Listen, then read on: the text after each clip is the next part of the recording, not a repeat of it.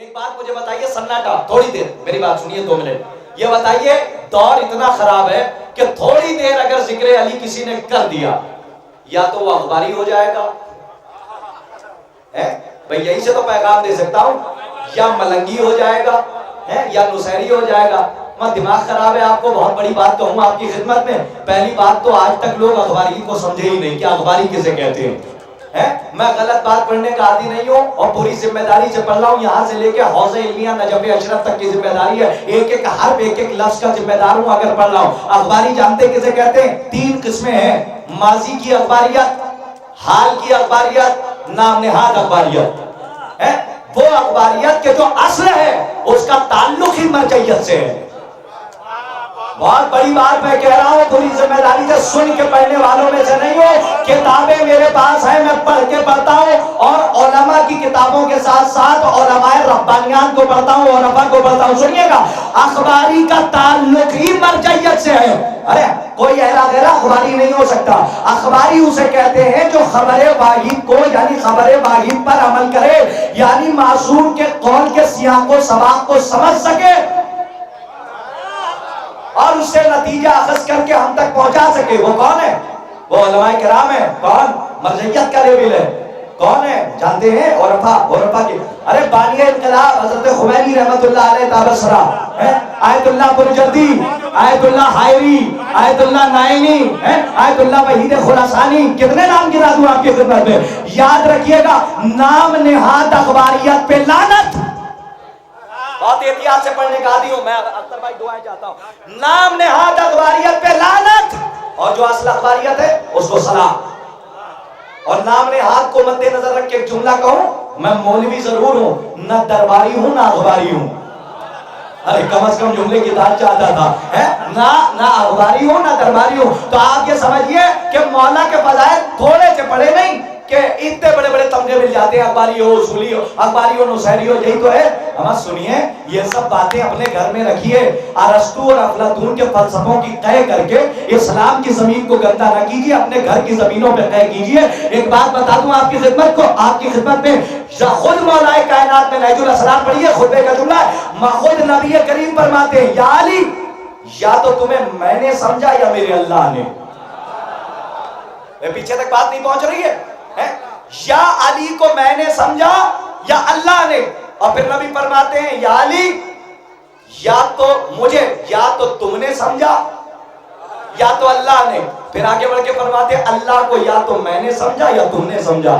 پتہ چلا کہ تینوں تک بات محدود رہی۔ اب آپ ہما شما کی کیا بساط ہے۔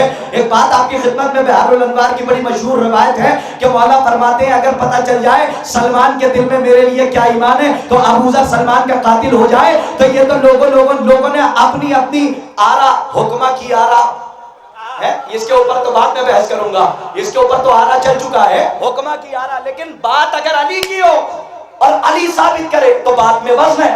ہمارے اور آپ کے چھٹے امام کے پاس ایک سائل آیا اور آگے پوچھتا ہے، یہ بتائیے مولا، یہ جو مولا نے فرمایا ہے کہ سلمان کے دل میں میرے لیے کیا ایمان ہے، ابو ذر کو پتہ چل جائے تو ابو ذر سلمان کے قاتل ہو جائے، یہ سمجھ کے باہر ہے۔ جو موجد بلاغت ہے اس کی بلاغت کو ہم اور آپ کیا سمجھیں گے؟ اس نے کہا مولا وہ 90 درجے پر، سلمان 10ویں درجے پر، نہ یہ قاتل ہو سکتے ہیں نہ سلمان مقتول ہو سکتے ہیں۔ مولا کا قول اپنی جگہ پہ صادق ہے۔ اب جملہ جن تک پہنچ جائے وہ داد دے دے۔ ایک قطعہ پڑھوں گا شاعر آپ کے حوالے، شمیم الہبادی صاحب، پہلی مرتبہ بہترین تحت آپ کے حوالے کر رہا ہوں، سنیے گا۔ مولا نے فرمایا سنو، یہ کیوں کہا مولا نے کہ ابو ذر کو پتہ چل جائے سلمان کے دل میں میرے لیے کیا ہے تو سلمان ابو ذر کے قاتل ہو جائیں، ابو ذر سلمان کے قاتل ہو جائیں۔ کہا مولا آپ بتائیے۔ چھٹے امام نے فرمایا شجاعت بھائی دیکھیے، تھوڑی دیر دیکھ لیجئے، یہ بڑی قیمتی بات ہے، کبھی کبھی کچھ باتیں سروں سے نہیں چھتوں سے گزر جاتی، تو میں چاہتا ہوں کہ ذہن دل میں اتر جائیں، چھتوں سے نہ گزریں، پنڈال سے نہ جائیں، ذہن دل میں محفوظ ہو جائیں۔ مولا نے فرمایا سنو، ابو ذر 90 درجے پر، سلمان 10ویں درجے پر، اسی لیے مولا نے فرمایا پتہ چل جائے کہ سلمان کے دل میں علی کے لیے کیا ایمان ہے، ابو ذر سلمان کے قاتل ہوئے کا مولا نہیں سمجھ میں آیا، گدھی اور الجھ گئی۔ مولا نے فرمایا سنو، ابو ذر ایک زینہ نیچے ہے، سلمان ایک زینہ اوپر ہے، ابو ذر کی نگاہ میں جن صفات کا مالک اللہ ہے، سلمان کی نظر میں وہ علی ہے۔ قسم کیا عرض کر رہا ہوں، سلمان کی نظر میں والی ہے. ہر کسن عقل ابو ذر نہ پہچان پائے، سلمان نہ پہچان پائے. 2 حدیثیں 2 کتابیں پڑھ کے فاضل ہو گئے، کہہ دیا عالم کو جاہل اتنے قابل ہو گئے. حالت ہی خراب ہے لوگوں کی، تو کیا کیا جائے. لیکن نظامت کا تعلق مسابقہ بندی کی ذاکری سے نہیں ہے، بلکہ نظامت اور خطابت کا تعلق بداحت سے ہے. فی البدی جو باتیں ہوں اسے نظامت اور خطابت کہتے ہیں. آئیے مصرے پڑھتا ہوں، سنیے گا مصرے حاضر کرتا ہوں. سنیے مصرے، سنیے میری طرف دیکھیے. میں مصرے پڑھتا ہوں کہ محو حیرت ہے زمانہ یہ ہنر کس کا ہے. سو گئے. محو حیرت ہے زمانہ، جیسے آپ سننا چاہتے ہیں ویسے پڑھنا چاہ رہا ہوں. محو حیرت ہے زمانہ یہ ہنر کس کا ہے. نو کے نیزہ پہ جو گویا ہے یہ سر کس کا ہے. وہ دیکھیں پیچھے جو ایک صاحب بیٹھے ہیں ہمارے نوجوان صاحب، ان کا ایک ہاتھ اٹھا ہے، تو میں چاہتا ہوں کہ مطلع کے بعد وہ جتنے پیچھے ہیں سب کے ہاتھ اٹھ جائیں. یہ میں کیوں بول رہا ہوں کہ بولو، میں اپنے گھر کی کتاب سے نہیں بول رہا، مولا نے فرمایا بولو تاکہ پہچانے جاؤ. جب عالم بولتا ہے تو اس کے علم کا اندازہ ہوتا ہے، جب ذاکر بولتا ہے تو اس کے علم کا اندازہ ہوتا ہے، جب سامعین بولتے ہیں تو علی کے عشق کا اندازہ ہوتا ہے. اب سنیے شعر چاہے جیسے حاضر کرتا ہوں. میں حیرت ہے زمانہ یہ ہنر کس کا ہے. نو کے نیزہ پہ جو گویا ہے یہ سر کس کا ہے. بولے اکبر کہ سینہ ٹوٹے گی جس دم رن میں، جان ہی جاؤ گے سینے میں جگر کس کا ہے. جیتے رہیے، مولا آباد رکھے آپ. حاضر کرتا ہوں میں حیرت زمانہ کہ میں حیرت زمانہ یہ ہنر کس کا ہے. آخری شعر. میں حیرت زمانہ یہ ہنر کس کا ہے. نو کے نیزہ پہ جو گویا ہے یہ سر کس کا ہے. بولے اکبر کہ سینہ ٹوٹے گی جس دم رن میں، جان ہی جاؤ گے سینے میں جگر کس کا ہے. جنگ میں بھیج کے عباس کو بولے حیدر، اس کے حملے ہی بتائیں گے پسر کس کا ہے. جنگ میں بھیج کے عباس کو بولے حیدر، جنگ میں بھیج کے عباس کو بولے حیدر، اس کے حملے ہی بتائیں گے پسر کس کا ہے.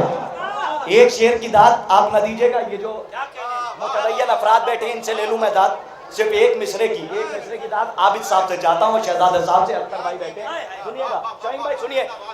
میں حیرت زمانہ یہ ہنر کس کا ہے. نہ دیجئے گا داد، داد کی ضرورت نہیں، دے چکے آپ داد. بس یہاں سے میں دعائیں چاہتا ہوں، ایک مصرے کی داد چاہتا ہوں. سنیے کہ جنگ میں بھیج کے عباس کو بولے حیدر، اس کے حملے ہی بتائیں گے پسر کس کا ہے. جتنے قدموں کے نشان اتنے ہی سجدوں کے نشان. میں نے کہا کہ یہ ایک مصرے کی داد میں علماء سے جاتا تھا، علماء سے جاتا ہوں. سنیے گا. جتنے قدموں کے نشان اتنے ہی سجدوں کے نشان. بولے ایوب یہ انداز سفر کس کا ہے. جتنے قدموں کے نشان اتنے ہی سجدوں کے نشان. بولے ایوب یہ انداز سفر کس کا ہے. بولے ایوب یہ انداز سفر کس کا ہے. آئیے بڑے ادب و احترام سے میں ہر پہ التماس لے کے بڑھ رہا ہوں. بیان حق میں ذرا سی بھی دیر مت کرنا. سنیے گا حضور کی. بیان حق میں ذرا سی بھی دیر مت کرنا. منافقین بہت ہیں اذان دے دیں گے. منافقین بہت ہیں اذان دے دیں گے. ان مصروں کے خالق ہیں محترم شمیم الہ آبادی صاحب. سنیے شاعری، سنیے لہجہ دیکھیے اور مجھے ایک صلوات سنا دیجیے.